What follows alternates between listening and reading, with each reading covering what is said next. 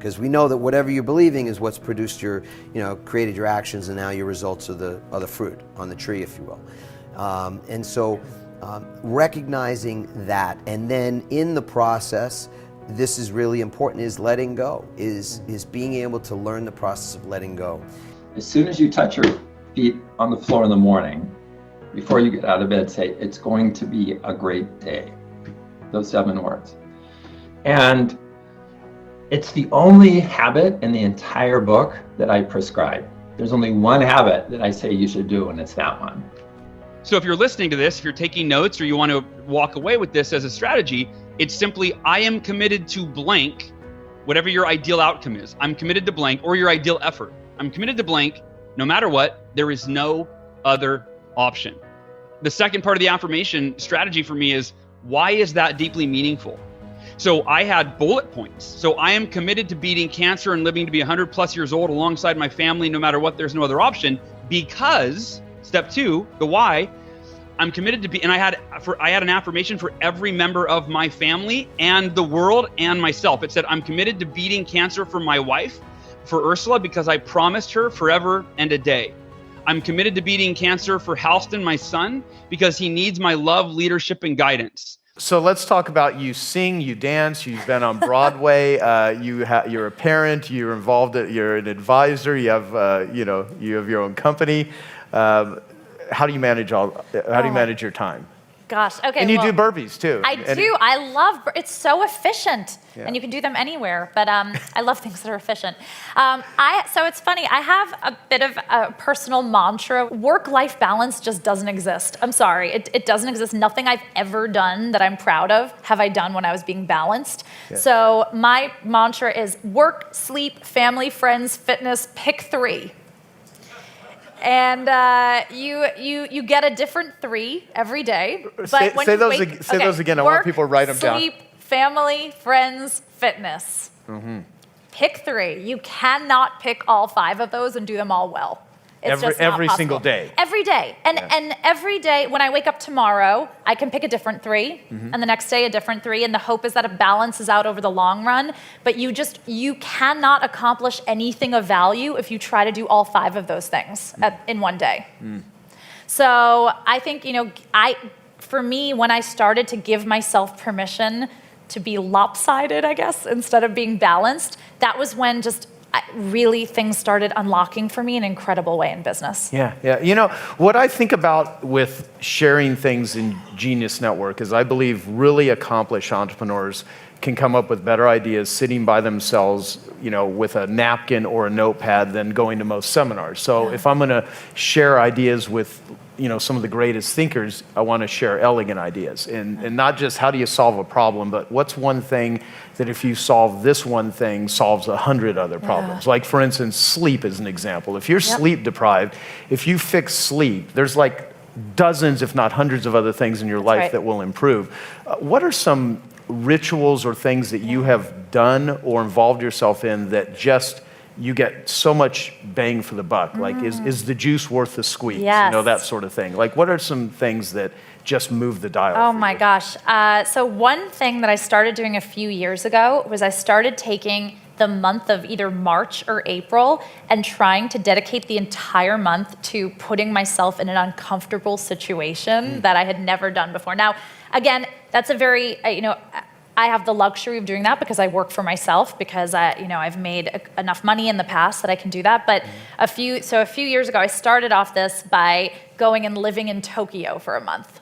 Wow. And because I was like, I just want to immerse myself somewhere that I've never been, do something uncomfortable.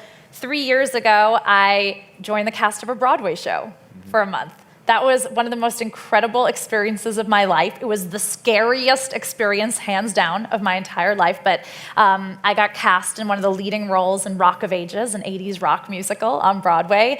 And just walking a mile in someone else's shoes like that gave me such a deeper appreciation when I went back to my own business and I did that. So I try to think of, what is uncomfortable, what's scary, and just try to go do that. Yeah, it's like even doing this event, is nerve-wracking for me. It's incredibly fulfilling. Because you care. Yeah, no, You know? Yeah, it's funny you say that, because I think when a speaker gets to the point where they don't get like a little nervous, not, you know, I don't get like, oh my God, I can't speak in front of an audience, although there was a time where I would literally sweat profusely. I mean, it was so uncomfortable.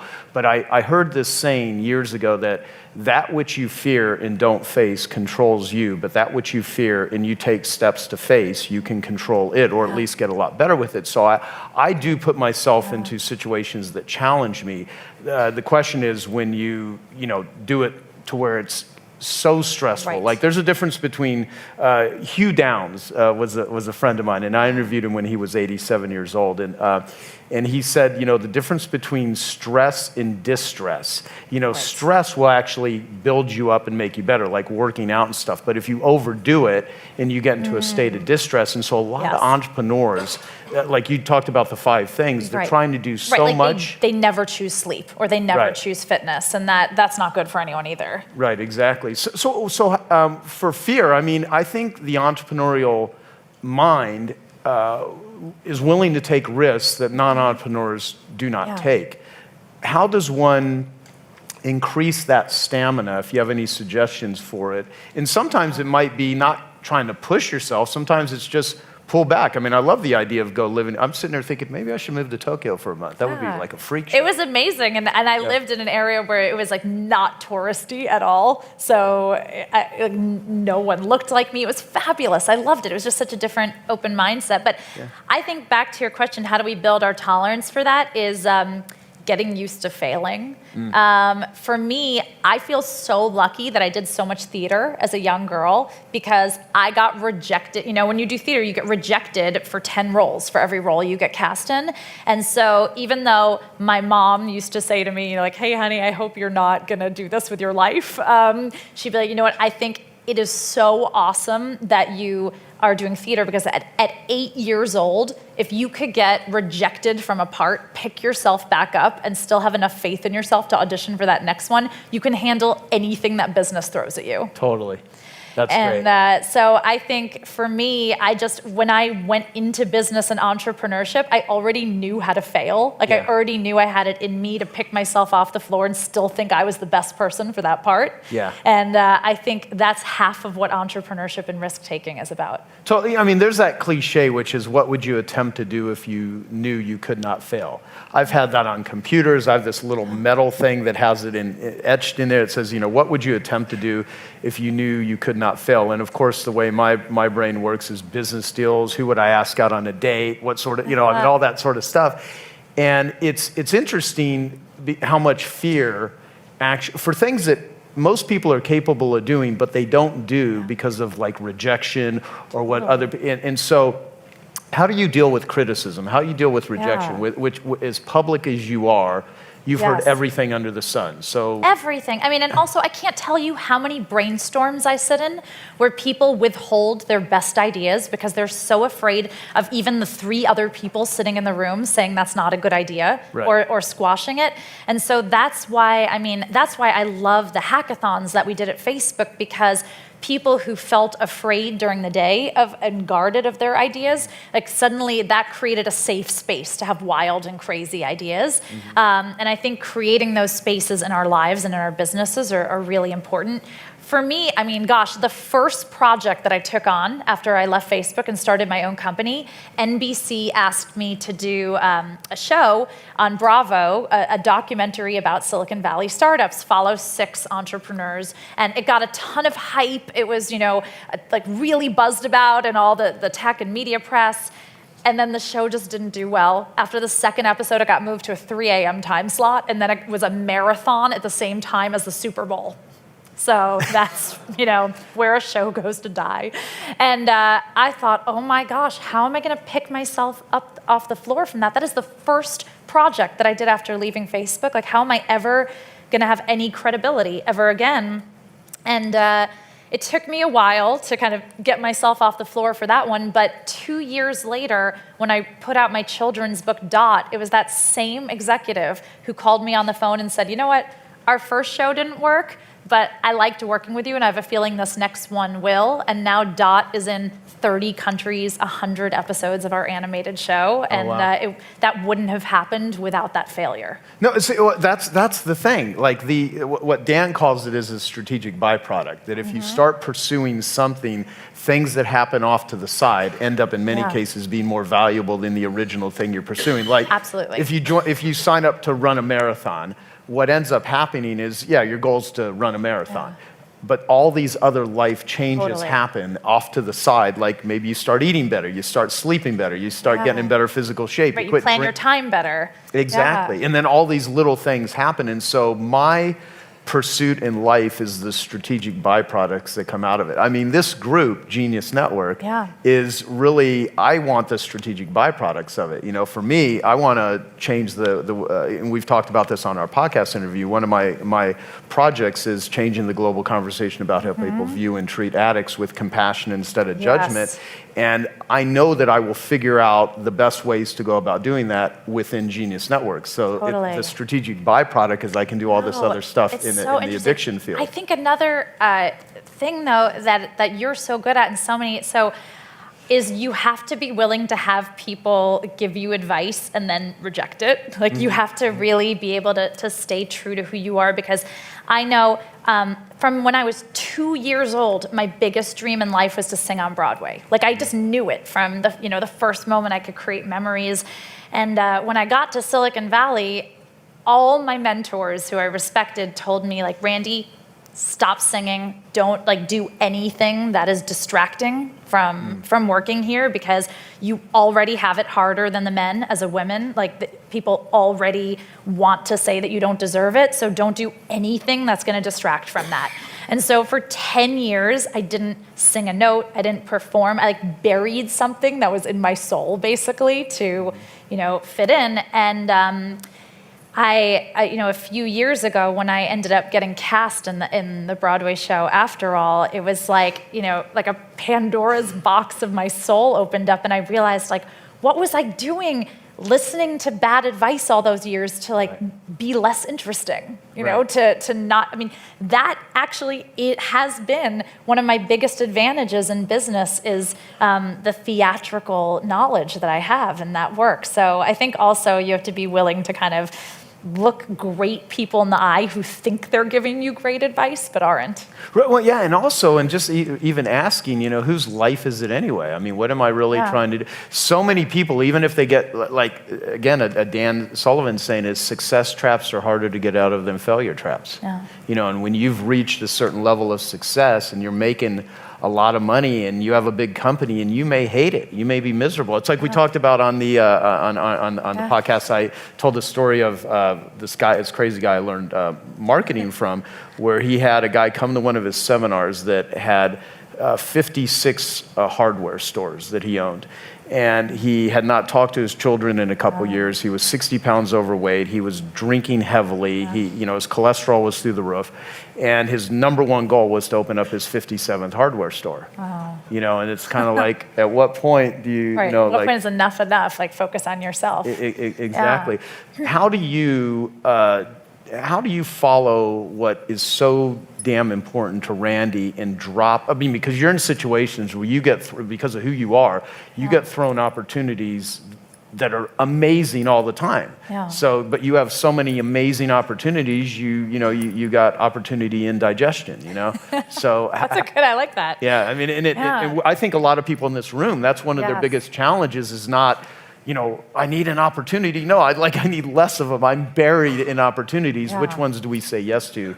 Which ones do we say no to? I think that's the hardest thing of all of us, because as entrepreneurs, we always have our eyes open for that next thing, that next opportunity. We are in a mindset to create our own luck rather than let luck happen to us. So, but it can be so distracting if you're constantly having shiny objects dangled in front of you and you want to say yes to everything. So I think for me, I just often just have to clench my teeth and remind myself of my ruthless priorities. What are the 3 things that I want to do this year? And that doesn't mean that you should close down to outside opportunities, because there you might find that amazing thing out there that is worth latching onto. But I have found that when I create things, when I create IP or create business, and then people come to you, they slot into what you're doing. Whereas if you just kind of go on coffee meetings or lunch meetings or phone calls, people don't really understand, and that's when you're at the risk of distraction. Right. Hey, I hope you're enjoying this video, and I want to let you know that I have a new book that's come out, and if you'd like to get it absolutely free, there's a link below in the description, or you can wait till the end of this video, or you can simply go to joesfreebook.com and you can get a copy there. But having that list, it's great because then you can go back to it and you have it right there. And it's not like, oh yeah, I was supposed to do a million things and then life happens and you do none of it. Right, right. Great. So you also have another program called Light Camera Expert. What does it teach in terms of getting booked on TV, radio, podcasts, magazines, etc., and becoming a well-known expert, which is the whole goal of it? Yes, well, because so many people through the years have asked me, how do I get on TV? How do I get on TV? I teamed up with a woman who I had actually booked years ago. She worked for Martha Stewart radio and also for her magazine. She was an editor. And I booked her as a guest. And so she knows, you know, the magazine world, and I know the TV and radio world. And so we came together. We put this course together to really help experts understand what is the media looking for, how do you pitch them something that they really want, and then how do you get asked back again and again? Because a lot of people have the issue of, oh, I was picked once. I got asked once. So someone found me, or they found my book, and then they asked me some questions. I was on local TV, and I never got asked back. And I'm like, you know why you never got asked back? Because you never communicated with that person again. You never pitched. Oh, well, I wouldn't know what to pitch. So those are the types of things that I teach. To be able to show how do you consistently get media, and what will you do with it when you get it? You know, I don't know on all the different media channels. You would know, maybe Kevin would know. One of the things that I've actually, and this sounds crazy, I taught thousands of service businesses how to use marketing. And so we would, and I would have press releases where they would like send press releases on things that I created for them. On, you know, for carpet cleaning, no one cares about how to hire a carpet cleaner. What they care about is the carpet cleaner who's going to come into the home and use bait and switch advertising, is going to take advantage of your whole family and is going to kill everyone, right? And so, and how to beware of these unscrupulous like business owners. But I would use that as a hook to get the media to do a story and then teach them how to actually hire a professional cleaner, right? And so because they want the scandalous sort of story. And so people, a lot of my clients, they would get featured in like the newspaper, or they would get, you know, a little blurb on a radio thing, and then it would generate business for them. And they're like, you know, how do I do it again? And I'm like, why don't you call the local paper and see if you can run the article as an ad? And they would run the same story as an ad, and it would then continue to work for them. And so I think a lot of the value of media is not once you get it, it's what you do with it after you've gotten it. Just like when you said, you know, if you look at a person who's gotten no media and someone who has, the person who has gotten a lot looks more credible, more of an expert. So where's the real value in going on TV? Yeah, it is visibility, right? I mean, that's part of it, but then it's also offering information, being that go-to source, and media begets more media. So the second you're on one media outlet, then other people find you. You don't know how it's going to get picked up. I had a client that I was working with who could care less about doing media, doing TV. He only wanted to, you know, be in some blogs and some trade publications. And so he was interviewed for this blog about being a small business owner and something about insurance or something, insurance for your employees. And so he gave a quote or whatever. Well, CNBC picked it up for their website from that small blog. CNN saw it, called him and said, hey, could you come on? We're doing a piece on small businesses and we really liked what you said. Would you come on? He said, sure. And so it's like this guy who could care less about being on TV got this media spot. That was, I mean, unbelievable. That's how it happens. It goes from place to place to place. I got a great example too, like, because you're so right. So back in 1999, internet's relatively new. Google didn't exist.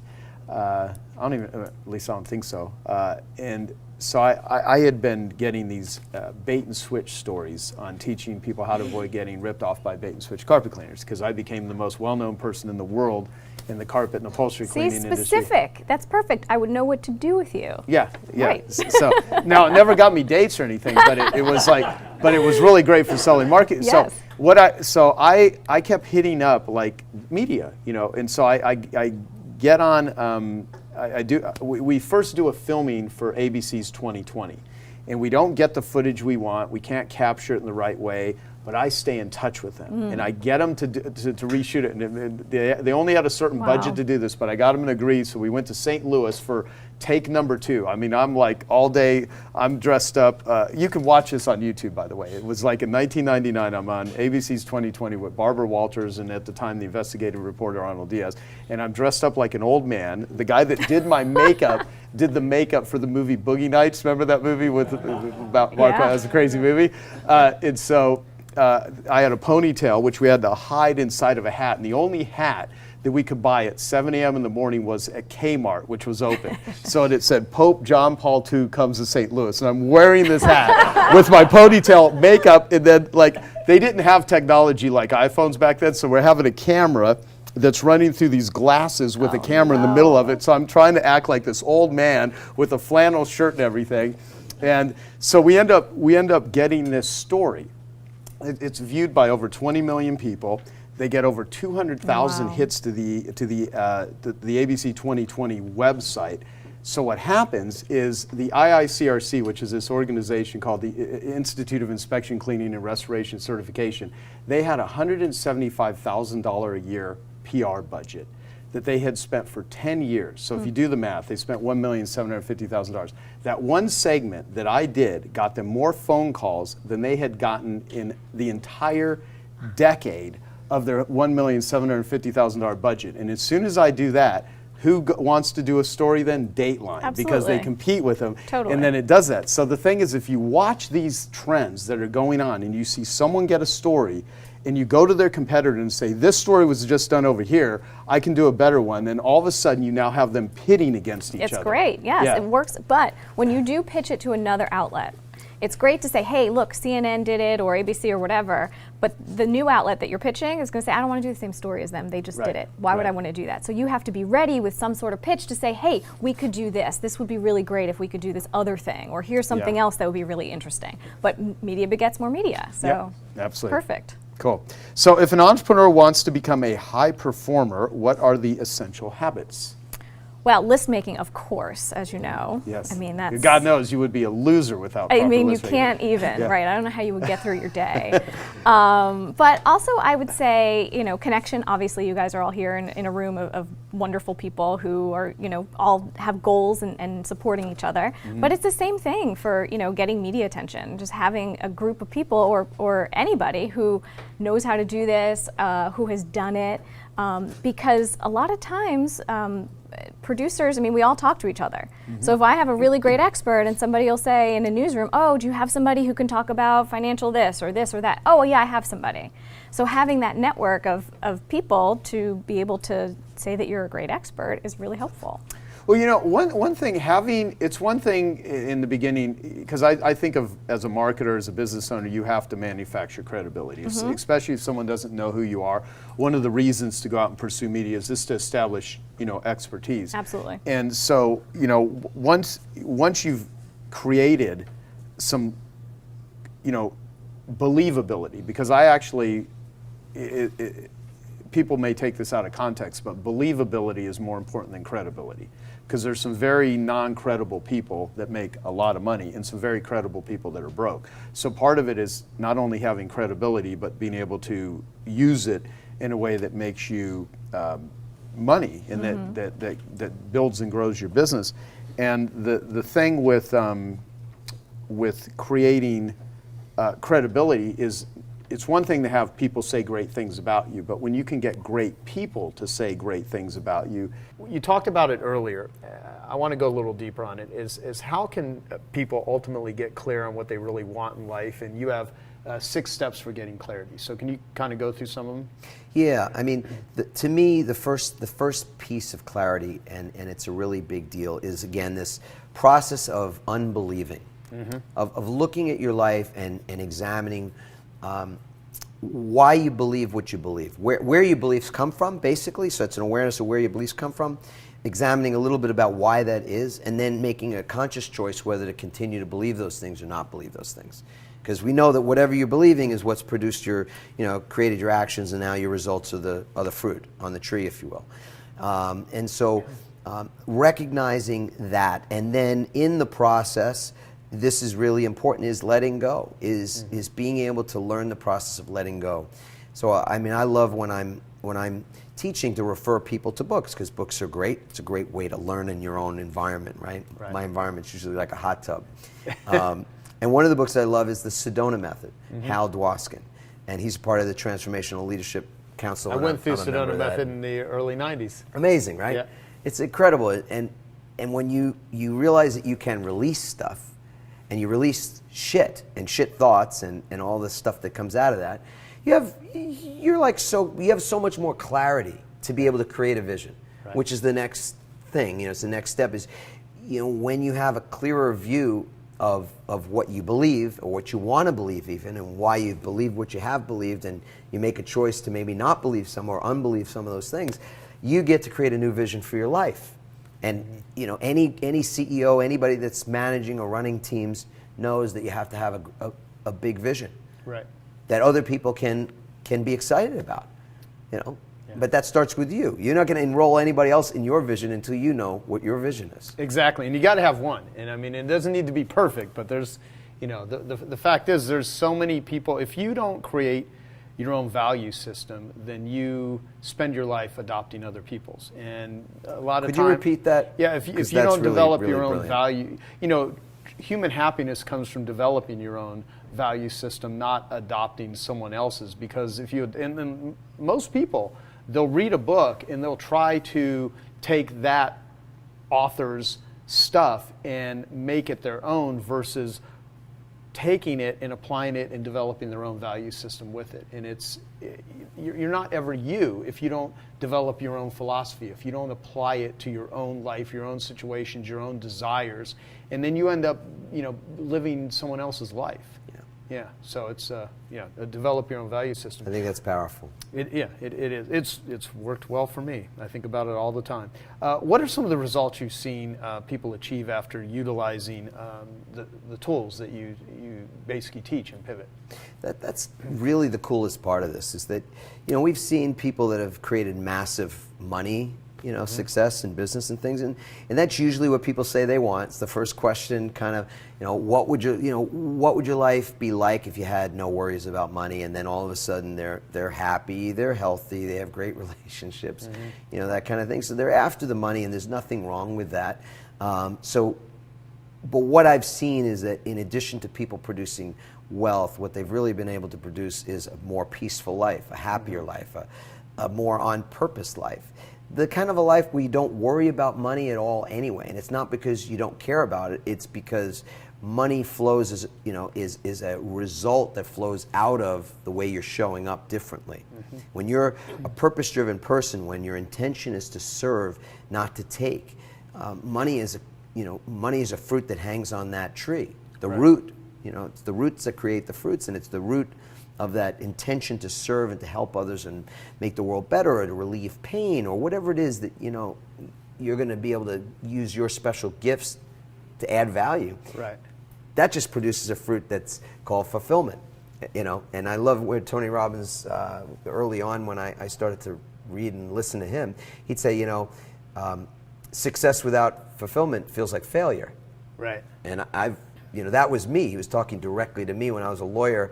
And I'm going, holy shit. So I've got plenty of money, I've got power, authority and all that kind of stuff. And yet I'm fucking miserable. Yeah. And why am I so unhappy? Yeah. Well, because the key to happiness was missing from the equation. Right. Yeah. So one of the great results that come from people reading a book, hopefully like Pivot, but coming to a training and being in a space, a heart-centered, centered space for their own personal development, is that they're going to discover the truths about themselves, and some of those truths will shock. They'll be shocking. It will be shocking to them when they discover what they really, really want in life. Right. And more often than not, it's not really a money-driven thing. What's funny is when I was dead broke carpet cleaner living off credit cards, and I would read Think and Grow Rich and the Power of Positive Thinking and many of the classic personal development books. It wasn't until I learned marketing to where in some strategies where I was able to actually make money, and I became a millionaire by the time I was 30. And I still, at the time, I was thinking, man, if I just have the money, that will solve so much of the shit. Not realizing that money actually allows you to buy some pretty bad vices, you know.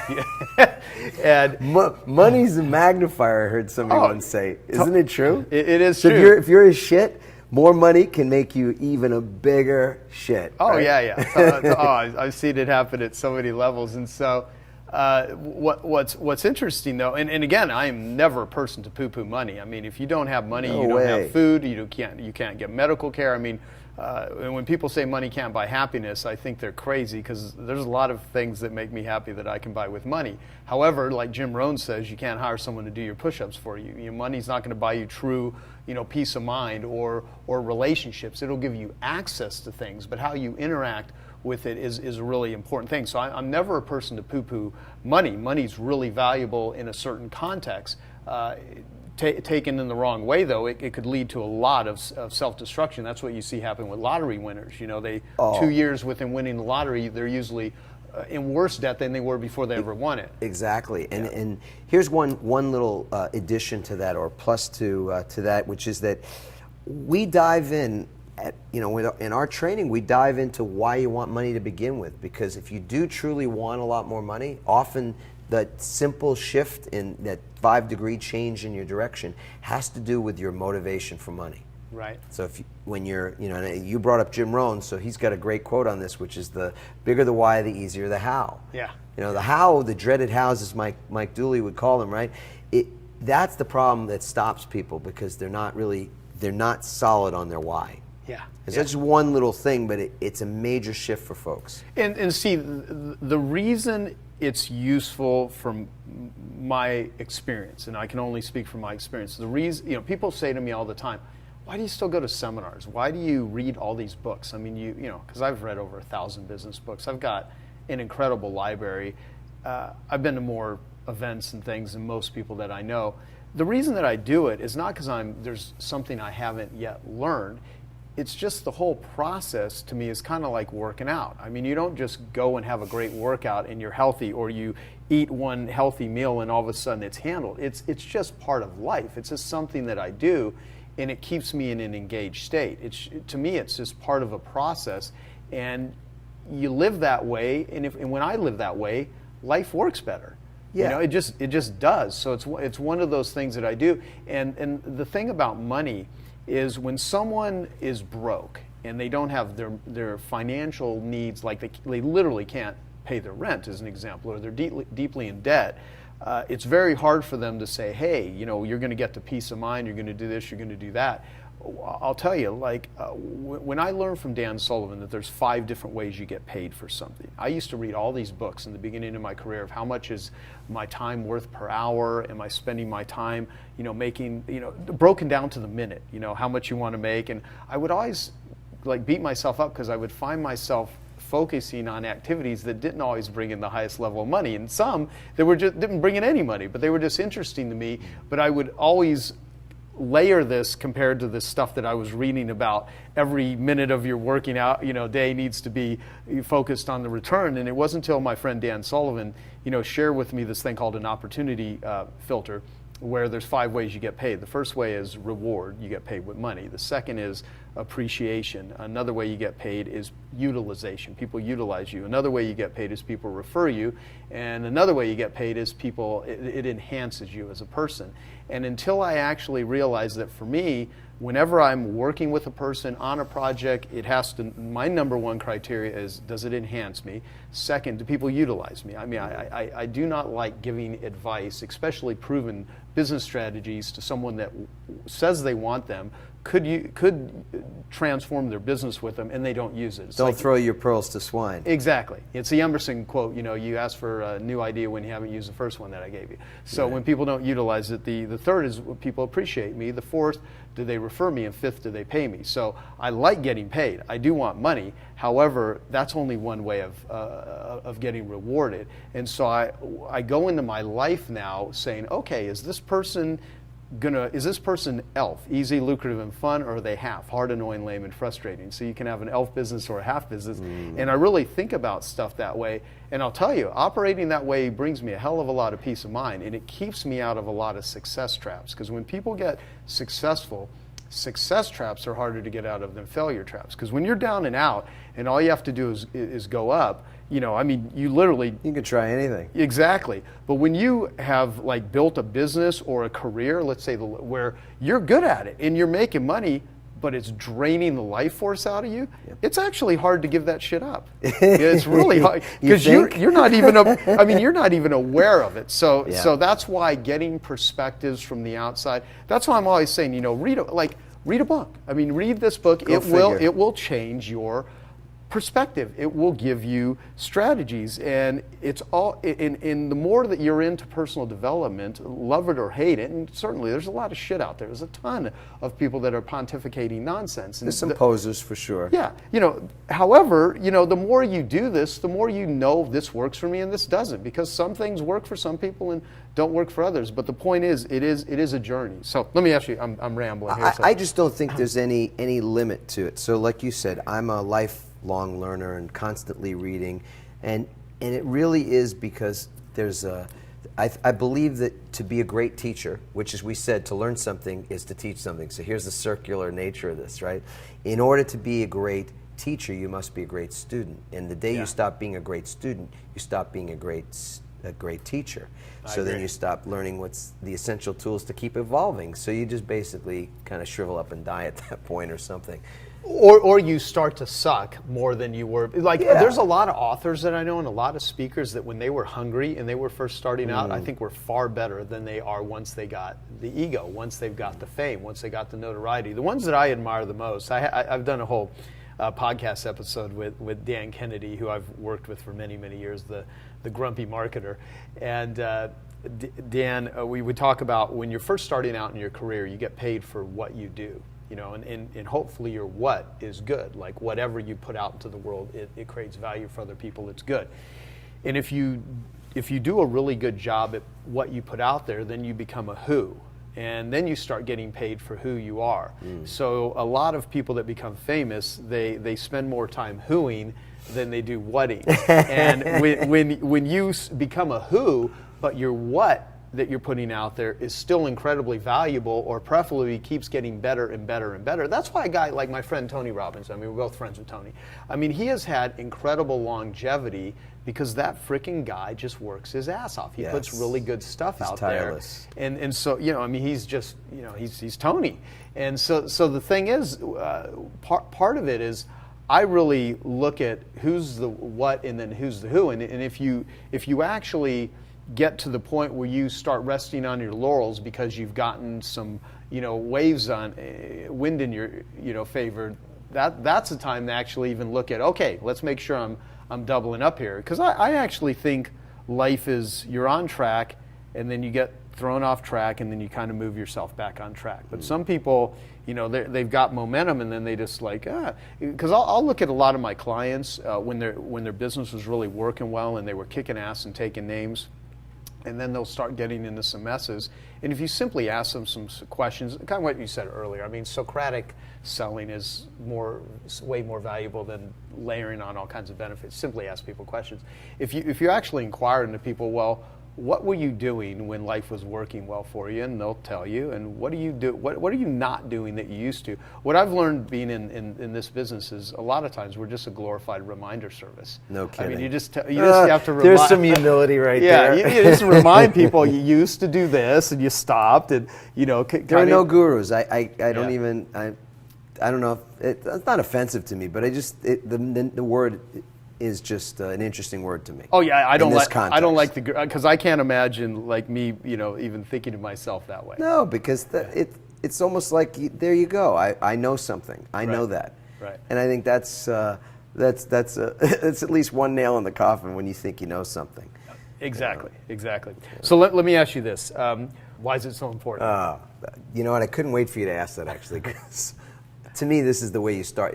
You brought it up, so I just love how it organically flows out of that. That you can't you really can't get anywhere in your life until you get leverage over yourself. Yeah. Right? So this is the way I get leverage over myself.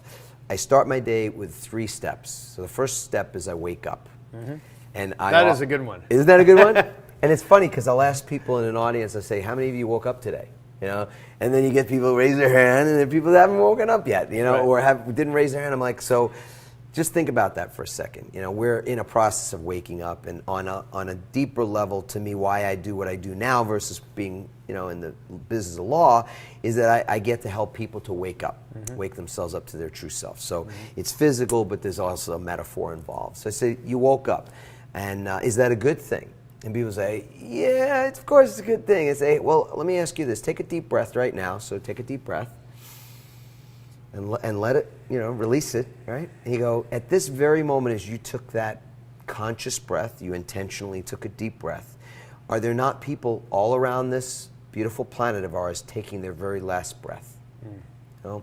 And so there's no question that you being alive in this moment, regardless of whether you're, you know, today's the day you go to court for your divorce, or today's the day you get your bankruptcy degree, or today's the greatest day of your life. It's a blessing no matter what. And so, I like the bankruptcy degree. yeah, you know, whatever that thing is, you might be thinking is great, or you might be judging as not great. Your life is a blessing. Yeah. So what does that sound like to you? And people go, you know, it sounds like gratitude. I said, yeah. So that's it. So the first step is you check your pulse, right? Make sure you're awake. Right. Good, you're awake. That's great. It leads into that next natural, you know, the domino falling over is now gratitude. So what are you grateful for? And it could just be that you are grateful to be alive. Yeah. You don't, doesn't really need to go any further than that, you know, or be any more grandiose than that. That's as big as it gets. But it could be, you know, I'm grateful for my family, I'm grateful for my friends, I'm grateful for my business, I'm grateful for, you know, any number of things. I once met a man in Japan who's a billionaire, and I said, well, you know, what's your secret to, you know, or what's, I didn't say your secret, but what's like a ritual that, you know, that you have? And he says, I say thank you 1,000 times every day. Wow. And I've told a lot of people, this guy, you know, says thank you 1,000 times. So I'll ask, you know, he says thank you because he's a billionaire, right? And everyone goes, yeah, that's why he says thank you. He's a billionaire. I said, is he a billionaire because he says thank you, or is he say thank you because he's a billionaire? Which one is it, right? Because to me, the fact that that's his ritual is the reason why he's so prosperous. So you can get the billionaire status just by starting with a few thank yous in the morning, right? Yeah, well, and the point is, even if he isn't, it's still a very smart thing to do. Yeah. There's no losing it, right? Right, exactly. There's no downside. Yeah. So then the third piece of this thing is you put your feet on the floor, and that's a blessing for many, that Yeah. not everybody gets to do that. Right. Put your feet on the floor and stand up and say these words. Say, I love my life. I love my life. You know, declare it to the universe. Say it out loud or think it. But right then and there, you get to set the most powerful intention you'll ever set, which is that your life is something that you love. And what's interesting about our conditioned mind, you know, this medulla, this reptilian brain of ours, it's constantly, its main function is to keep us safe, Right. protection. And the way it keeps us safe and it protects us is by being right. Because if it's wrong, we die. You know, if it misassesses the danger, we end up getting eaten by the dinosaur, we get hit by the bus, or whatever it is. So it wants to be right. And why I love it is really what you said earlier about leverage. Because I know that about myself. I love that about myself, that I want to be right all the time. So when I say I love my life, what happens unconsciously throughout the day is that I look for ways to be right about it. I look for ways to prove that that's in fact true. Right. And so when I put my head on the pillow at night to go to sleep and I do my evening ritual, which is all about forgiveness and it's a separate thing, the last thought I have is that, you know, I really do love my life. And when I started this practice, it was right around the time when I was really unhappy, miserable in my law practice, and I wanted to shift something. So this was the first pivot. This is the first small change in direction, which I could do and anybody could do starting tomorrow morning. And what the book does is it gives people a 21-day ritual, 21-day practice to create new rituals and new habits that become habits in your life. And that's the first one. That's wake up in the morning, give thanks, put your feet on the floor, say, I love my life. and watch how a few things start to just domino, you know. Yeah, that's great. And I imagine in the beginning, like with anything new, it's a little weird. It's totally weird. You know, it will, but again, And you won't believe it. Yeah, if most people look at the rituals in their life that work, and they look at the very first time they started them, they're like, well, you're unfamiliar with it. But if you just stay, it is the consistency thing. So that's great. IOW, I see the high motivation is good, but how does that help you get the habit created? How does that fit the important emotion? Yeah, okay, this is a good question, but there's a lot of aspects to this. Ideally, you pick a habit. If we go back to this, you know, if we're talking about a habit, and the way I write up habit is this, with this arrow. So this is my notation for habit. Ideally, you pick a habit that you already want, okay? So if you don't want to meditate, don't pick meditation as your habit. Pick something else that will serve the purpose. So, and then you make it super simple and you make sure there's a prompt. So that's part of designing the habit. And the chapters we'll read coming up will walk you through all of those. The emotion piece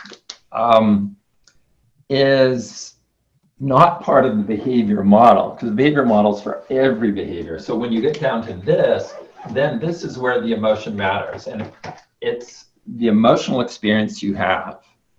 And in Tiny Habits, I have people focus on the feeling of success. There's a variety of emotions that can wire in habits. And one of them is the feeling of relief.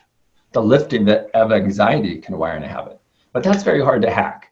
What is you can hack is your feeling of success. And so the Tiny Habits method, through a technique called celebration, you cause yourself to feel successful. And I named that emotion shine. And that's what hacks your brain chemistry to make the behavior more automatic.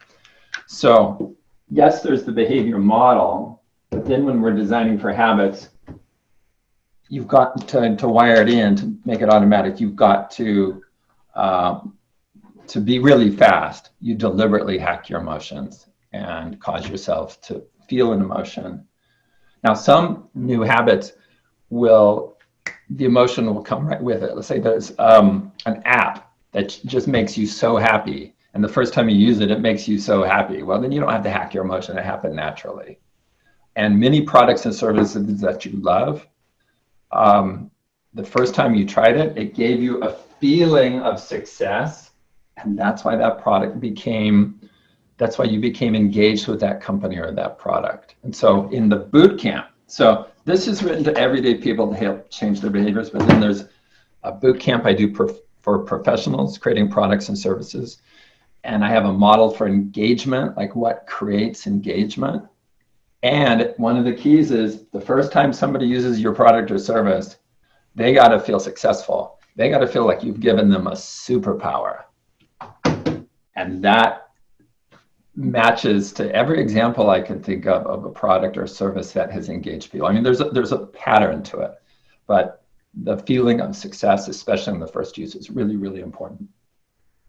You know what? I got to mention this one, BJ, because Babs wrote, how many people here practice Maui Habit this morning with a heart? And then Alinka, and then Stephen Spencer, Julie, Laura, Darina, Brian Sweet, Marcus, every morning, Bob, me there. And so Babs wrote 9 so far, including me. Who else started to practice the Maui Habit this morning? Since that's such a simple one, and why don't you just, for anyone that's not read it, explain what you do first thing in the morning by and this alone is a good example of just something so simple that takes like instantaneously almost. Yeah. And I gave a TED talk talking about the origin and why I named it the Maui Habit. But the way it goes is, as soon as you touch your feet on the floor in the morning, before you get out of bed, say, it's going to be a great day. Those 7 words. And it's the only habit in the entire book that I prescribe. There's only one habit that I say you should do, and it's that one. After that, the book's about creating anything you want. And yeah, now some of you will just naturally gravitate to it and will just click. On the other end of the spectrum, some of you are going to be super skeptical. And the main thing I can do is just say, just try it. Just try it and see how it works for you. one of the, I think I mentioned this in the book, I know I talk about it in the TED Talk, one of the subtleties, even when I don't feel like it's going to be a good day or I don't feel like it, I still say it. Like the end of the day yesterday was kind of tough in my life. And so that affected my sleep a little bit. And then I get up and I put my feet on the floor and I still say, even though I'm like, I mean, I was looking forward to this for sure. But still, you know, I was not in the best of states, but I still said, it's going to be a great day. And I just, like this morning, I imagine it in my mind. This is my own practice. Like if I really am resisting that it's going to be a great day, I just imagine a little crack of the door opening. It's not quite a door. It's just some little glimmer of light that comes through. And it's like, yeah, okay. Even though it's mostly doesn't feel like it's going to be a great day, I see the possibility for it. So that's how I do it, even on the days when I don't feel like saying it, or I don't feel like it's really going to be a great day. Like, oh, it's going to be a hard day. And then sometimes I'll say it just like, oh, it's going to be a great day somehow, like totally skeptically, but that actually works. So give it a shot. And then more and more, some days I'll just sit on the edge of the bed and think about, oh, here are all the great things I get to do today. Bam, bam, bam, bam. So I don't have to, but there's sometimes when I will take 10 or 20 seconds to kind of think through some of the awesome things or what I want to have happen in the day, you know, how I can help and serve people. Anna, you've had your own experiences, and of course, you know the Miracle Morning methodology and use it, as do I, inside and out. So what are your questions, thoughts, anything? Okay, well, two things. First of all, what you guys were saying reminded me so much of that David Hawkins quote. And I know Joe loves David Hawkins too. I think went to his funeral. But it's, we get what we want when we stop insisting on it. So it's like we want, but the energy we put towards this has to happen is what keeps it away. So it's the balance of wanting and not trying to control. But what I was thinking as you were talking, Hal, and I'm wondering if people must have asked you this before. For somebody who says, I can't commit to the whole Miracle Morning routine, is there one thing that you would extract and say it can help give you that faith or that Halness that you have? 100%. Yeah, the Miracle Morning is made up of, and Anna, it's great to see you, by the way, always. Way better to see you than Joe and Dean, no offense. So for me, so the Miracle Morning, for those that don't know, it's made of 6 practices organized under an acronym SAVERS. S for silence, A for affirmations, V for visualization, E for exercise, R for reading, and the final S is for scribing. And so 6 practices that you do in the morning from anywhere from 6 minutes, 1 minute each, to 60 minutes or anywhere in between. Anna, when I get asked, like, is one of the savers better than the other? Or do you have a favorite? Like, the politically correct answer would be they're all equally important, right? But that, in my mind, that's not true. Everybody has their own that they lean toward. For me, it's affirmations. If I could pick one of the savers that I did every morning that would be a Miracle Morning in and of itself, it's affirmations. And I'll speak on this because I think affirmations are very misunderstood and they've been mistaught, which is why they're misunderstood by a lot of people. We're either taught one of 2 faulty ways to approach affirmations. And number 1 is lie to yourself, essentially. Like, just tell yourself that something is true, that you want to be true, until you trick yourself into believing that it's true, right? So if you're struggling financially, just say, I am wealthy. I am wealthy. I am a millionaire, right? But if the truth will always prevail. So lying to yourself is never the optimum strategy. Or if you want to be thin and you're overweight, you go, I am thin, and you look in the mirror and you're not thin. Again, the truth will always prevail. So lying to yourself is not the strategy you want to approach with.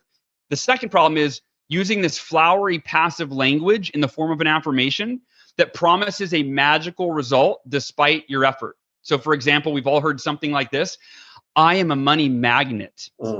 Money flows to me effortlessly and in abundance. Right? Now, the reason that people like that affirmation is if you're struggling financially, well, that gives you temporary relief from your money woes, right? You get to sit back and go, yes, oh, this feels good. Imagining that money is going to magically flow into my life. The savior is on its way, right? But anybody that's built a fortune, or that's wealthy or financially secure knows that it's not through being a magnet and having it magically show up. So I'm not saying that there can't be benefits to those approaches. But I think that for me, affirmations need to be rooted in truth. They need to be practical, and they need to be actionable so that they're results oriented. So for me, kind of the 3-step formula, if you will, for affirmations and what I used during my cancer journey, number 1, affirm what you're committed to. So don't say, I am blank, if that blank is not true for you. Say, I am committed to becoming blank. I'm committed to improving in blank area. I'm committed to achieving blank result. So when I was going through cancer, and I had fear every day. Now, I will say this, the fear, as time went on, it got less and less and less because I kept actively using these affirmations to replace fear with that unwavering faith. And so for me, my affirmation that I read every day, and Anna, this really answers your question directly. I am committed to beating cancer and living to be 100 plus years old alongside Ursula, Sophie, and Halston, my wife and kids.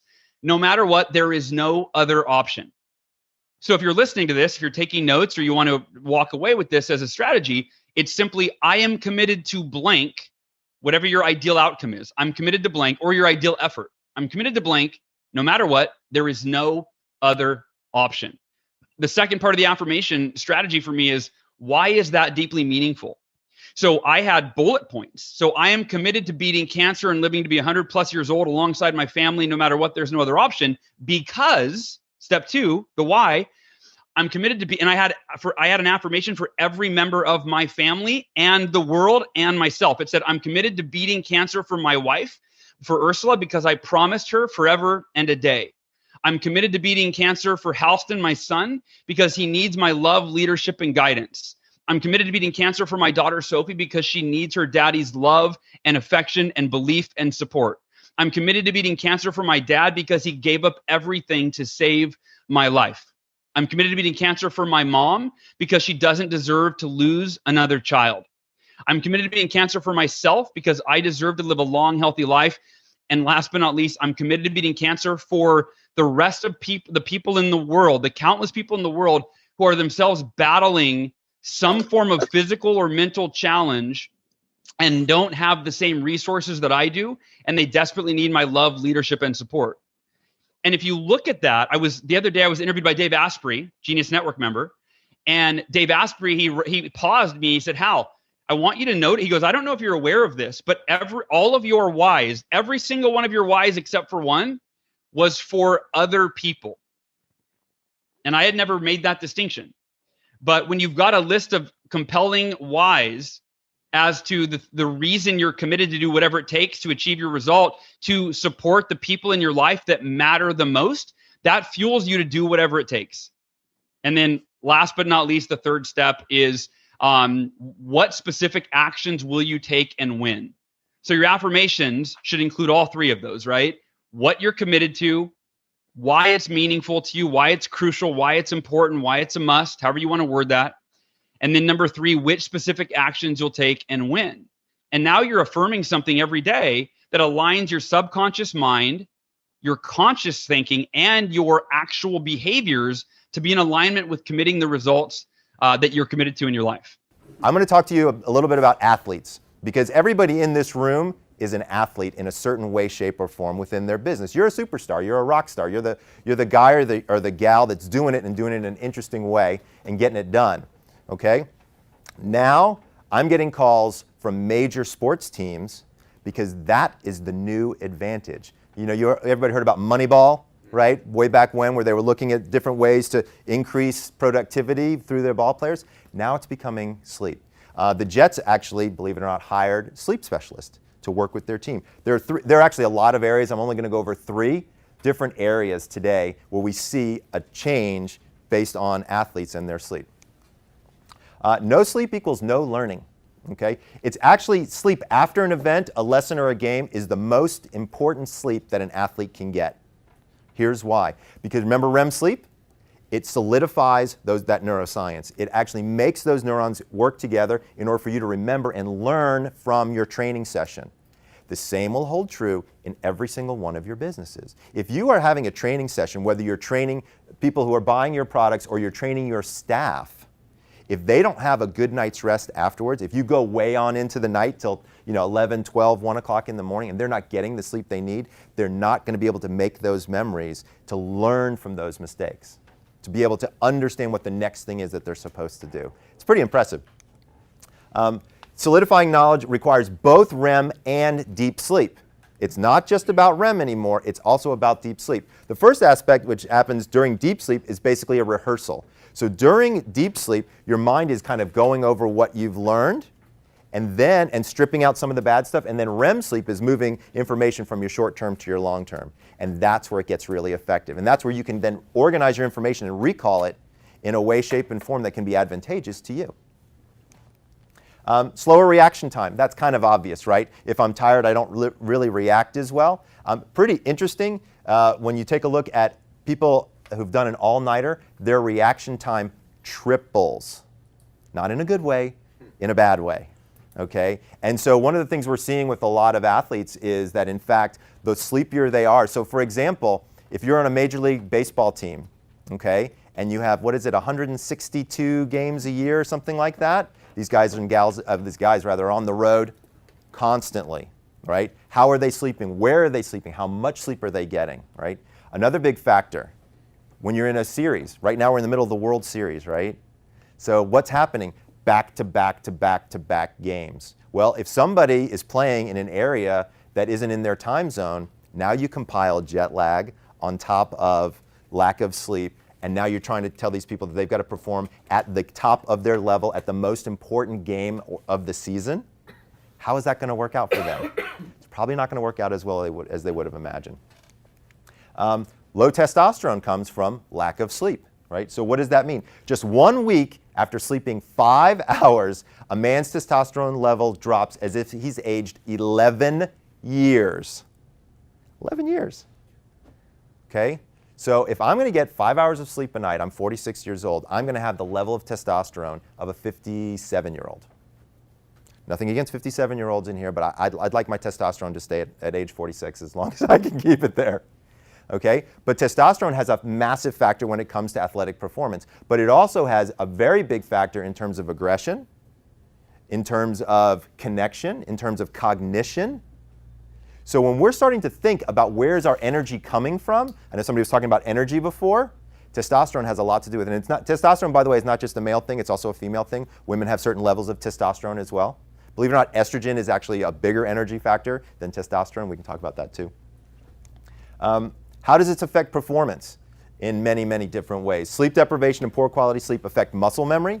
It affects increase in metabolic process, actually causing an increase in energy expenditure. The amount of calories that you take in when you're sleep deprived, actually, you burn through them in certain ways faster. Why is that bad for an athlete?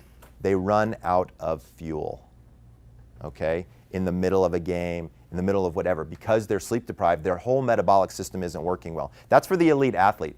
Well, we have a marathoner in the room, but I know we may have some other people in here who are interested in, I know Robin was saying he wants to become a better athlete. There's a lot of people in here who are athletes who are interested in this type of thing, who are interested in elite sports. Now let's talk about people who aren't. Let's talk about the metabolic process and what occurs during sleep deprivation. It's pretty amazing.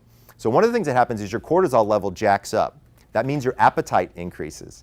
Your metabolic process slows because it's trying to conserve the amount of resources that you have in your system.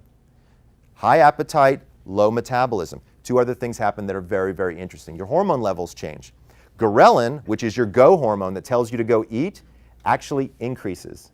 Leptin, which is your satiety hormone or the stop hormone, decreases. So when you're sleep deprived, you have a high appetite, you have high hunger, those are two very different things, you have low satiety, and you have low metabolism. It's a recipe for disaster. Food choice also changes, which is pretty amazing. People, when you're tired, what are the types of foods that you go for? Let's go. What are the types of foods that you guys eat or gals eat? Carbs. Doritos. Doritos, carbs, sugar. What other stuff? Like anybody? I'm a Lucky Charms guy. Cereal and milk is a big one for me when I'm like really down. How about anybody else? Ice cream. Ice cream's a big one, and a late night snack ice cream too is another one. We can talk about that too, right? Here's what we know about those food choices. They're actually neurochemically driven. When you eat high carbohydrate, high fat foods, it produces serotonin, which is the antithesis of cortisol. Remember, your cortisol levels are high when you're sleep deprived. Your brain doesn't like it. It wants to calm down. So it actually makes you crave high fat, high carbohydrate foods to lower that cortisol level so that you can actually get some rest.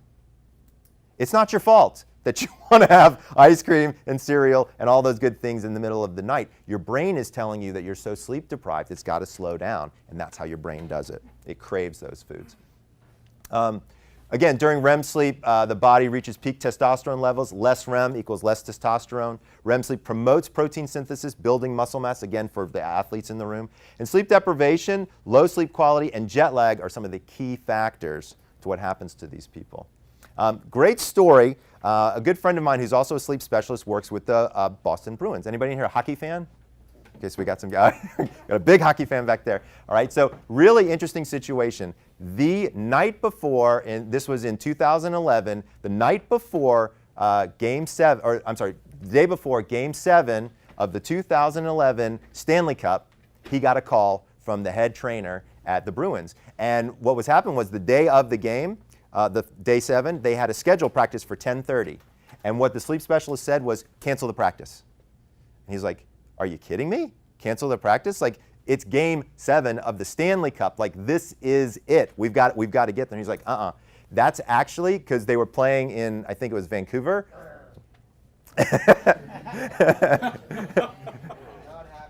So it was really interesting. That would have been a perfect napping time. They canceled the practice. They let all the players sleep. Guess what happened? They won. Was it due to the sleep specialist and that advice? I can't put my finger on that, but here's what I can tell you. The next year, the Vancouver Canucks hired a sleep specialist. It might have had something to do with the fact that the city was burned down. Well, I'm not saying that there weren't external factors in there, but using this as an example, one of the things we know, especially with like elite athletes, I've worked with some Olympians before, and here's what we know. We're talking about a 30% difference in performance at the elite level. You know what a 30% performance difference is at that level? That's being on the podium or to get nowhere near the podium. Okay? It's, when you talk, that is absolutely the difference between a gold and not showing up. Okay? So when we're talking about sleep, it has massive, massive effects on athletic performance. But I want to talk about something that has to do with everybody in here, which is travel. So my guess is lots of people in here travel, have a lot of different travel issues, right? I was talking to somebody who said that they're going to Arkansas, and then they're going to Dallas, and then they're going to be driving for 3 hours. Kevin over here. So how does that have an effect on people and what's going on? There are lots of different problems that have to do with travel and sleep. I'm only going to be able to address 3 in my talk today, but I want you to think about these 3. Sleeping on an airplane, jet lag, and sleeping in a hotel. So sleeping in the air. How many people in here can sleep on an airplane? Okay, that's good. All right? When it's flat. Right. Well, first of all, you got to pick your seat appropriately. Now, granted, there might be a lot of people in here who are able to sit in the front of the plane, but I will tell you, there's a great website. It's called seatguru.com. Oh, yeah. Okay?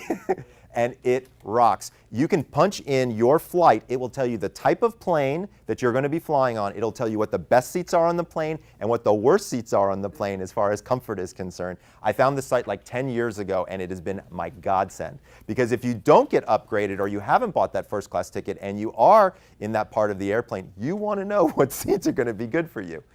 I also have people bring an onboard sleep kit.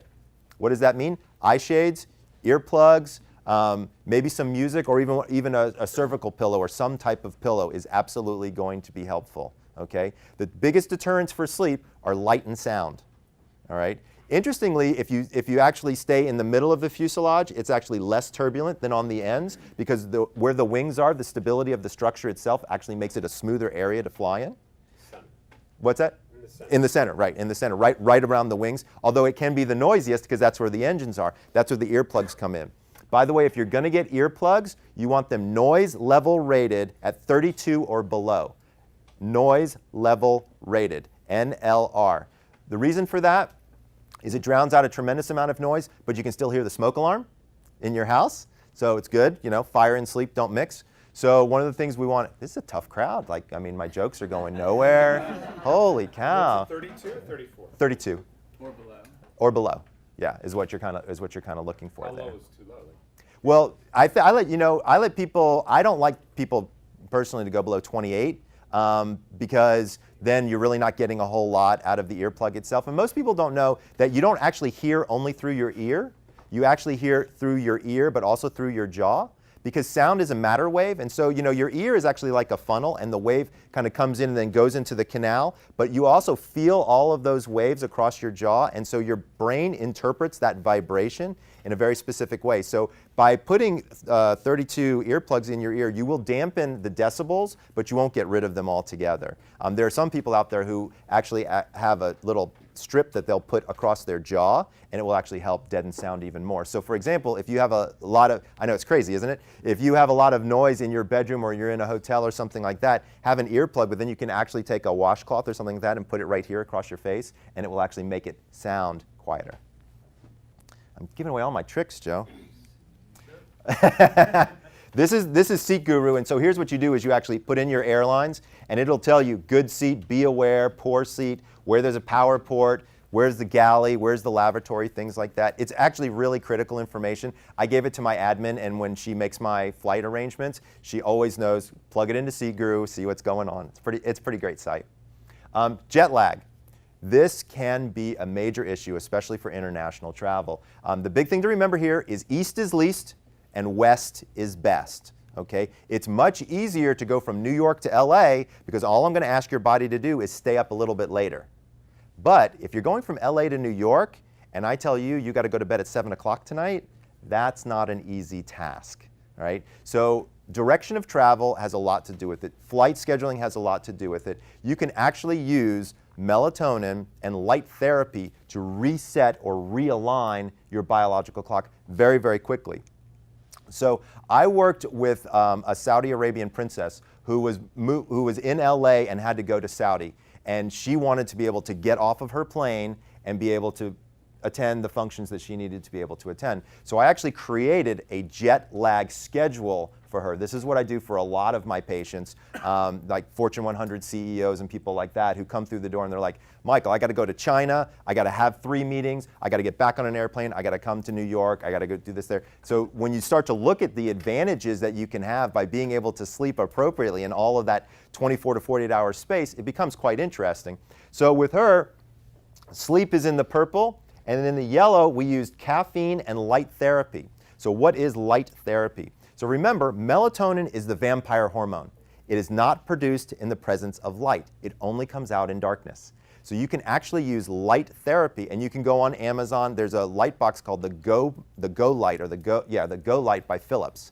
And it has 10,000 lux of light in this itty bitty little thing. But here's what's interesting is you no longer have to have the amount of lux of light that we once thought. There's been a discovery that there are actually sensors in the eye that actually will pick up on the 420 nanometer wavelength, which is blue light. So you've probably heard about blue light or blue blockers or things like that. That blue light is actually what triggers the pineal gland. So it hits your optic nerve, it bounces around, and goes up into the suprachiasmatic nucleus, which tells the brain, hey, stop producing melatonin.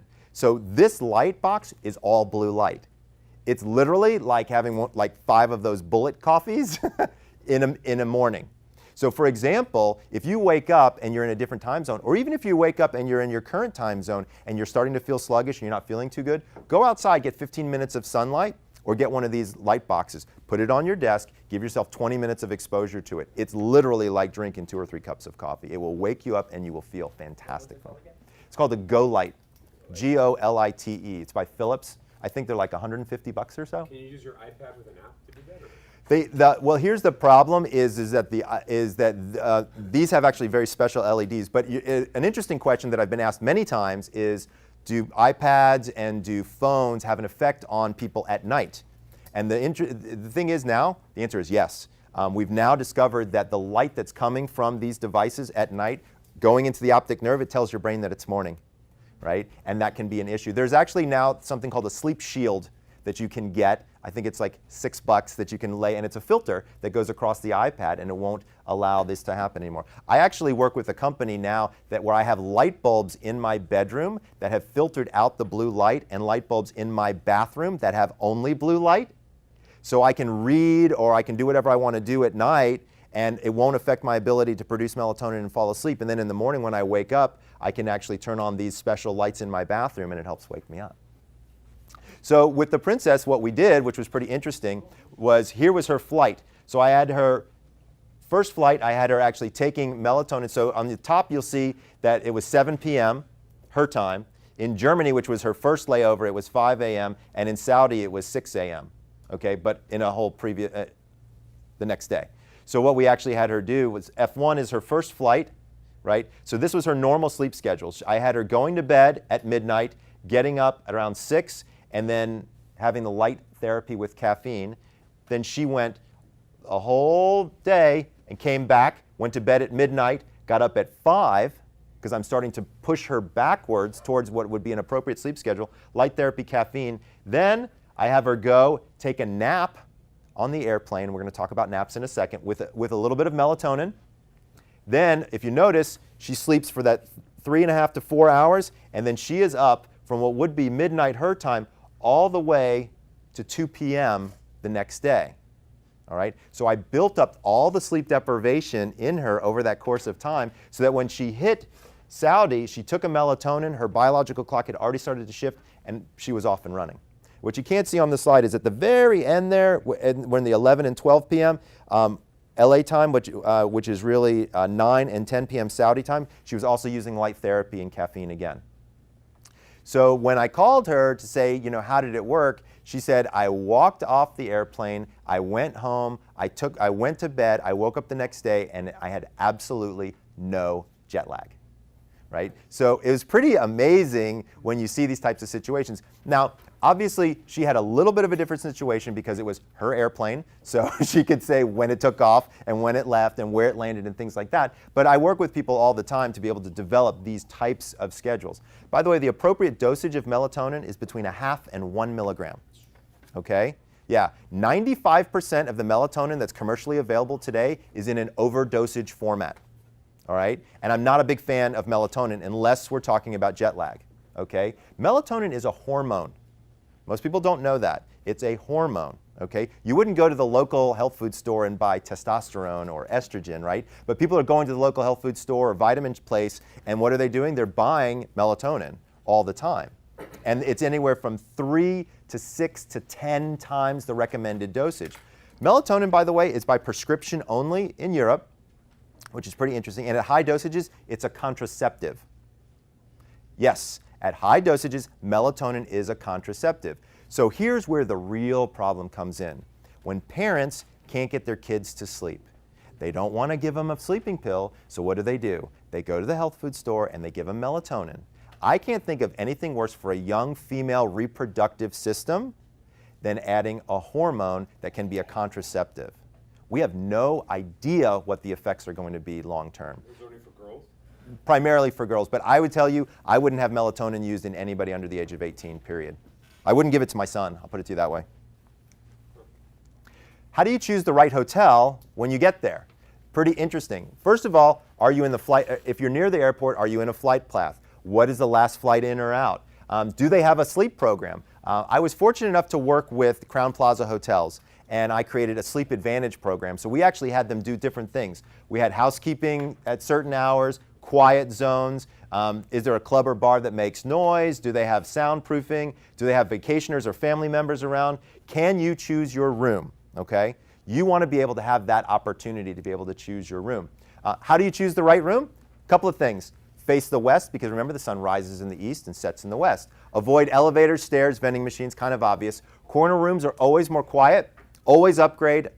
Actually have them remove the minibar. It's very tempting if you can't fall asleep to grab a couple of drinks and help put yourself to sleep or pass out. Really not a great idea. It doesn't affect sleep very well. And you want to actually, you can ask for a non-smoking room with a double bed if you're staying in one of the older hotels.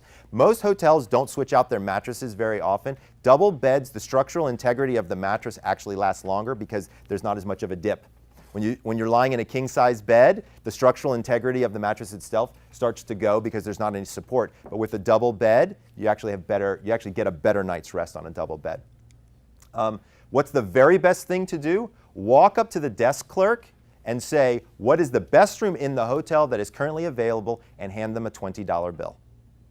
You will instantly know exactly what room, because they know exactly what room in the hotel works best. I'd like to create a solid reading habit with my 8-year-old. Motivation to read low, ability medium high, prompt me telling her to ... How could I get her to actually read on her own for her own pleasure, so that she can read Tiny Habits on her own soon?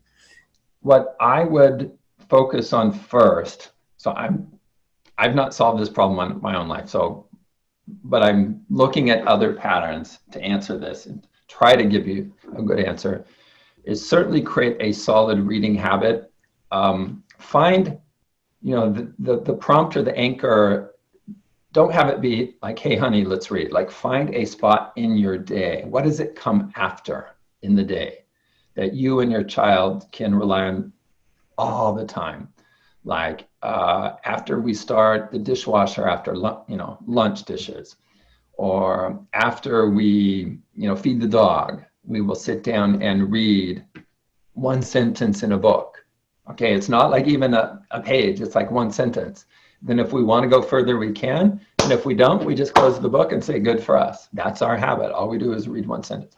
So find something, and this is part of the challenge and opportunity. You're designing the habits into your life. It's a design challenge. So you got to figure out, where does this fit naturally in my day for myself and my daughter? And you may have to experiment with it a few times.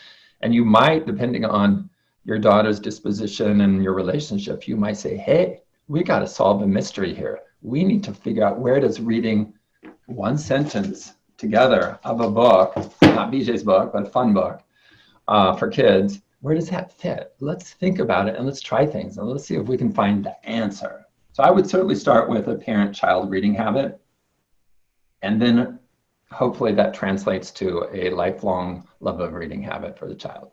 So I'll stop. I'm only giving you a partial answer, but I feel confident about that. Going beyond that, I think, would be outside of my area of expertise. Well, every day with Joe is a perfect day, but what happens when we all go away? What happens when we go home and we're not here with this group? How do we keep having perfect days every day? Well, the answer is to base your days on your values. Because when you have complete clarity about what you want to achieve in life, then you can have complete clarity about what you need to do every day. But when you don't know your values and when you don't live your values, that's when you end up allowing other people to steal time from you. And when they steal time from you with long phone calls, too many meetings, projects that really don't meet your values, every one of those minutes stolen is stealing from your children, from your spouse, from your hobbies, from your health, and from you building your legacy. So what we need to do today is build your perfect day. And we're going to do that by using the formula. It all starts with having your pyramid of values. Now, in the pyramid of values, there's going to be 4 things. There's going to be family, health, wealth, and experiences. And those pyramid of values are going to drive you into making the right decisions with your time every single day, so that time is not stolen from you.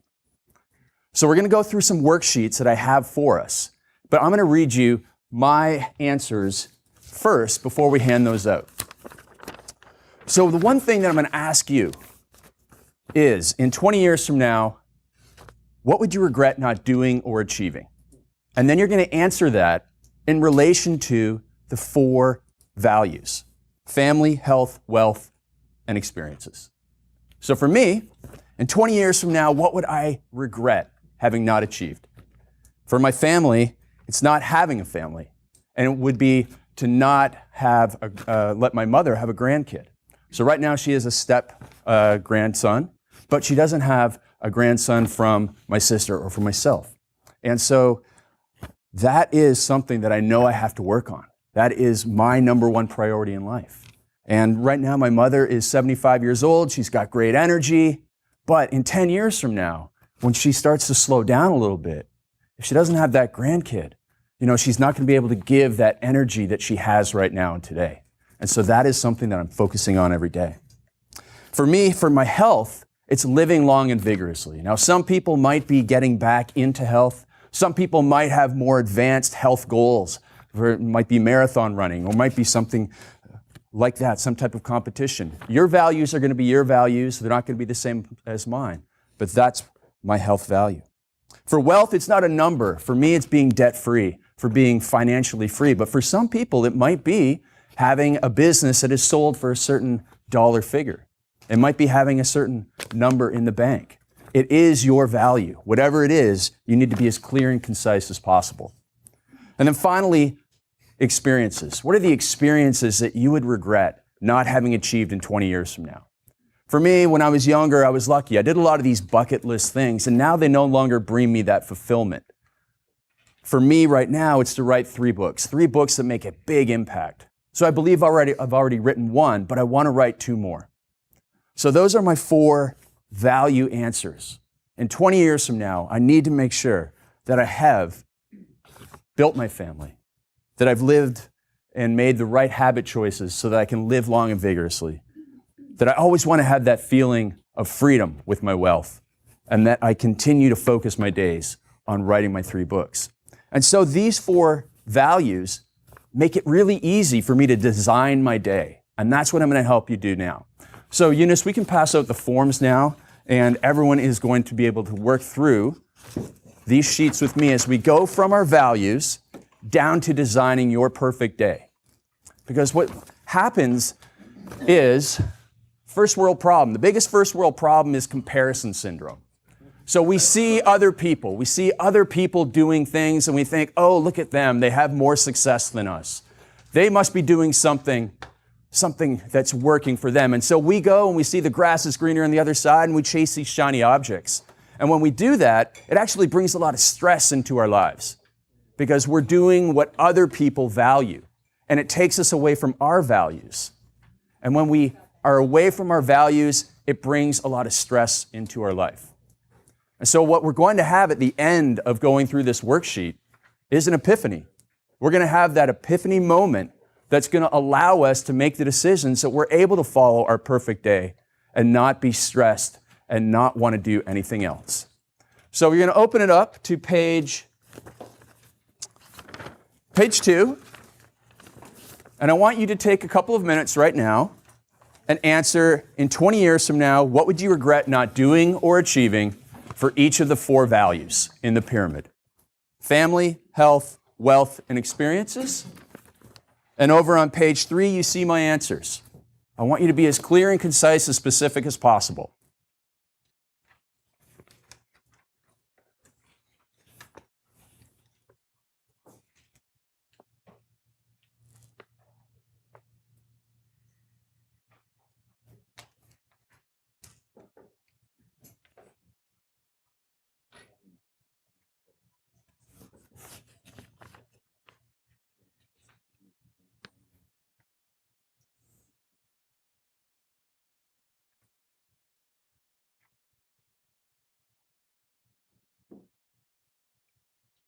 All right, now you know how your perfect day should look like, but there's some obstacles in the way, I'm sure.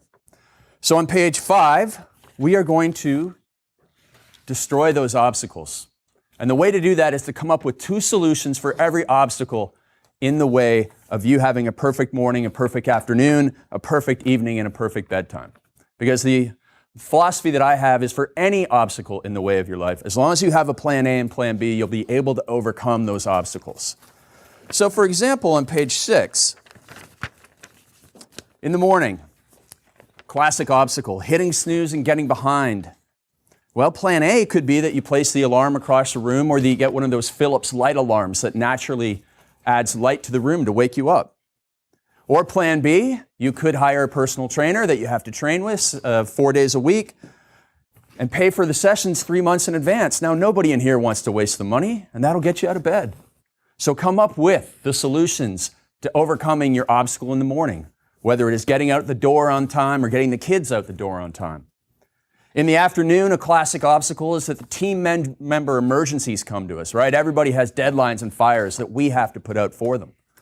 So how do we come up with plans to overcome those obstacles? Plan A is that you could have a chain of command. You could make them go through an assistant or a general manager before it reaches you. Or plan B, you could have do not disturb hours and open door hours so that you block off more of your time. In the evening, you're late for dinner. That's a big obstacle so many entrepreneurs have. You could have plan A, public accountability. There's nothing more effective than public accountability. Telling your team members that, hey, I leave the office here at 5:30 p.m. every day. And if they still see you sitting there at 6 o'clock at night, you're going to feel like a hypocrite. And the world does not like a hypocrite, and we don't like to feel like hypocrites. So public accountability is key to helping overcome any obstacle that you want to do. You can also take away your incentives, take away your rewards. So if you enjoy a glass of wine with dinner and you're late, you don't get home at 5:30, or you don't have dinner at 7 o'clock, then you don't get your glass of wine. So come up with the plan A and plan B to overcome all of your obstacles. And the final one there is bedtime. Most of us stay up later than we want to. What is it? What is it getting in the way? What are those obstacles? What are the solutions? So plan A, if you're staying up 30 minutes late every night, set the alarm before you go to bed. In fact, often the alarm at night is just as important as the alarm to get you out of bed. 60 minutes before bed, you set the alarm. That means turn off the electronics and start your bedtime routine and ritual to wind down. You could also have a cutoff time for your Netflix, for your electronics, for all of those things that allow you to get to bed at the hour you want to get to. So one obstacle for each time of day, and then 2 solutions for each, and that's how you get ahead here. So let's have you fill that out right now on page 5.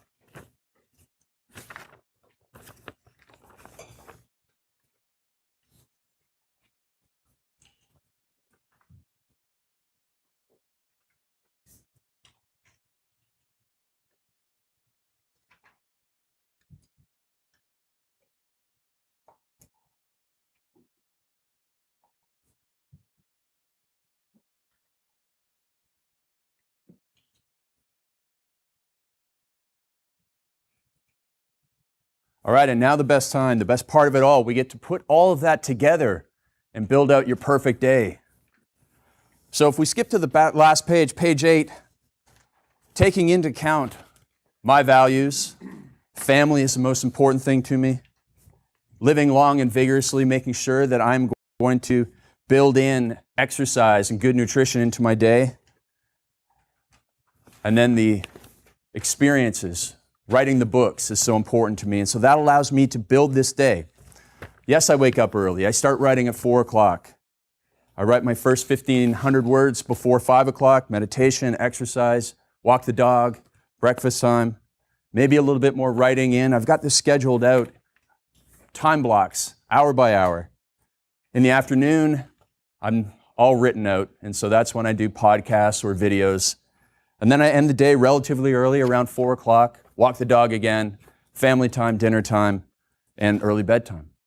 And that just falls in line with my value pyramid. So if people come along and say, Craig, do you want to do this? Do you want to do this?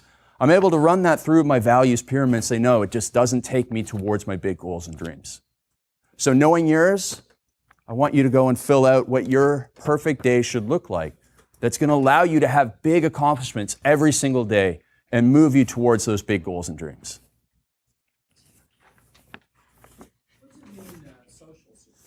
Social support. So on the side, great question, Richard. So on the right-hand side there, we see the 5 pillars for success. Those are from the book, and you need better planning and preparation than ever before. You need professional accountability, which is like a coach or mentor. You need positive social support. And what I've found, Richard, this is from what I learned from my weight loss transformation clients, that they need to just be surrounded by good, positive people. So everybody in this room is your positive social support. They might not give you expert advice, but they'll pick you up when you're feeling down. Community is so powerful, and that's what we all need. So we need that 3rd pillar. We need a meaningful incentive. We need to dig deep into our hearts and minds to figure out why we're making these changes. And then finally, 5th, big deadlines. You need deadlines in everything. So what do you need to get done every day at the end of that day in order for it to be that perfect day?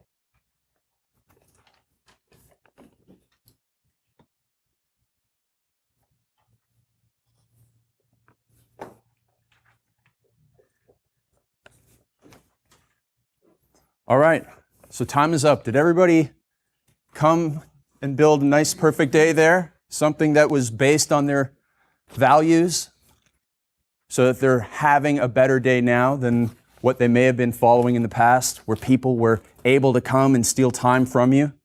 Because that's the one thing that I want to get across today, is that every minute that you allow to be stolen by newsletters, by Facebook videos, by YouTube videos, is stealing from things far more important, from your children, from your family, and from your legacy. And with your values pyramid, you're able to build that perfect day so that you can have perfect days every day and build your perfect life. Okay, I hope you found that video awesome and useful. So if you want to get a free copy of my book, I want you to click here. And if you want to watch some more videos that'll be useful and awesome, click here. Go ahead. They're over here. Do it now. Come on. Thank you. Watch them.